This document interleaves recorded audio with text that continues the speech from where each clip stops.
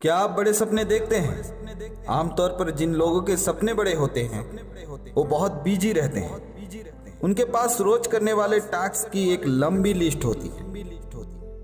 उनके पास सांस लेने तक की फुर्सत नहीं होती। लेकिन ऐसा करना आपके और आपके गोल्स के लिए सही नहीं है। अगर आप हमेशा टायर्ड फील करेंगे तो आप में किसी काम को जल्दी खत्म करने की एनर्जी नहीं बचेगी और आप क्रिएटिव भी नहीं रह पाएंगे।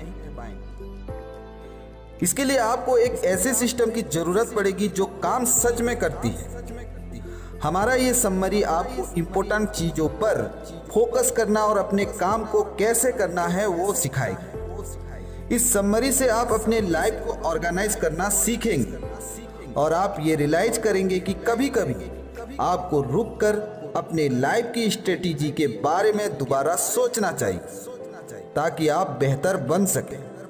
अपने रिएक्शन को कंट्रोल करके अपने लाइफ को कंट्रोल कैसे करना है आप वो भी सीख जाएंगे। जब आप अपने इमोशन को अपने फैसला लेने देते हैं तो ये बहुत गलत होता है। इसीलिए आपको कुछ सिंपल ट्रिक्स सीखने होंगे, क्योंकि खुद को पहचानने से ही सक्सेस का रास्ता खुलता है। ये समरी आपको अपने पैशन को चुनने में गाइड करेगी। इसके लिए आपको सबसे पहले इस समरी में बताए गए 4 टिप्स पर फोकस करना होगा।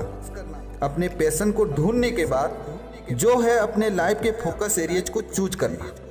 अगर आप एम्बिशियस हैं तो इस चैप्टर से आप अपने स्कोप को बेहतर तरीके से समझेंगे और उसे बोझ जैसा महसूस नहीं करेंगे। इन प्रिंसिपल्स को जान लेने के बाद लास्ट चैप्टर आपको टाइम मैनेजमेंट रूटीन सिखाएगी, जिससे आपकी लाइफ बदल सकती है।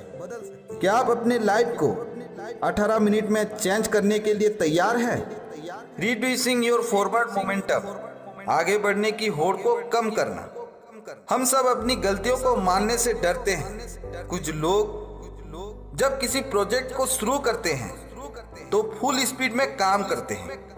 वो सोचते हैं कि ऐसा करने से उनको सक्सेस जल्दी मिल सकती है। लेकिन कभी कभी रुक कर सांस लेकर और फिर अपने स्ट्रेटेजी के बारे में दोबारा सोचना चाहिए। जब भी आपको लगे कि आप कुछ गलत कर रहे हैं तो आपको कुछ देर के लिए खुद को स्लो कर देना चाहिए। अगर आप एक बहस या झगड़े में फंसे हैं और आपको लग रहा है कि शायद आप गलत साइड खड़े हैं तो अपने स्पीड को स्लो करें। ध्यान से सोचना चाहिए कि आगे क्या कहना है। दूसरा स्ट्रेटेजी है रुक कर फिर से शुरू करना। चलिए मानते हैं कि आप अपना एक बिजनेस शुरू करना चाहते हैं और आपको लगता है कि आप गलत डायरेक्शन में जा रहे हैं या फिर आपका आइडिया सक्सेसफुल नहीं हो सकता। इससे पहले कि आप अपने फेल होते बिजनेस में ज़्यादा टाइम और पैसे लगाएं, आपको ऐसे सिचुएशन में रुक कर सब कुछ फिर से शुरू करना चाहिए। आइए डॉक्टर एलन रेसनफील्ड का एग्जाम्पल लेते हैं। वो Columbia School of Public Health के डीन थे और उन्होंने हमेशा दूसरों की मदद में ही अपना ज़्यादातर जीवन बिताया, खासकर HIV लोगों की मदद में। डॉक्टर एलन एक बड़े लीडर थे और उनके गुजर जाने के बाद स्कूल ऑफ पब्लिक हेल्थ का नाम उनके ऊपर रख दिया गया। एक बार डॉक्टर एलन छोटे बच्चों को वैक्सीन देने पर अपने दोस्त ली के साथ डिबेट कर रहे थे। डॉक्टर एलन इस सब्जेक्ट में नॉलेज रखते थे और उनका मानना था कि बच्चों को वैक्सीन देना चाहिए। अपनी बात को सही साबित करने के लिए उन्होंने सॉलिड फैक्ट्स दी, जिसमें बताया गया कि किस तरह वैक्सीन ने लाखों लोगों को पोलियो और मीजल्स जैसी खतरनाक बीमारियों से बचाया।